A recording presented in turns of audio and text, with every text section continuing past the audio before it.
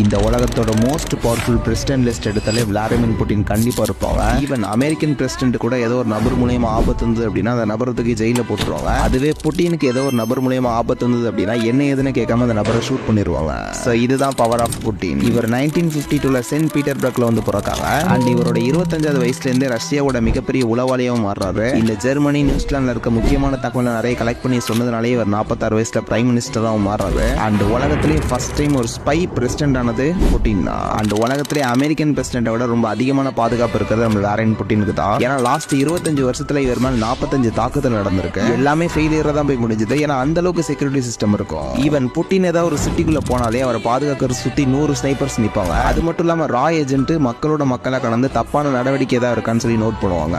இப்போ கூட ரீசனா ரஷ்யாவோட ஆப்போசிஷன் பார்ட்டி சில முக்கியமான நபர்கள் ஸ்பை வேலை பார்த்தனால அவங்க மர்மமான முறையில கொலை செய்யப்படுறாங்கிற நியூஸையும் நம்ம கேள்விப்பட்டுறோம். இதெல்லாம் பார்க்கும்போது விளாடிமிர் புட்டின் மேல கை வச்சா என்ன நடக்குங்கிறது புரியுது. அண்ட் ஒரு ஸ்பைனாலே சுத்தி என்ன நடக்கு, பக்கத்துல இருக்க நாடுகள்லாம் என்ன பண்ணிட்டு இருக்காங்கிறது அவனுக்கு தெரியும். பட் அப்படிப்பட்ட நபர் பிரசிடென்டா மாறும்போது ரூலிங் பயங்கரமா இருக்கும்னு சொல்லி நமக்கு பார்த்தாலே தெரியுது.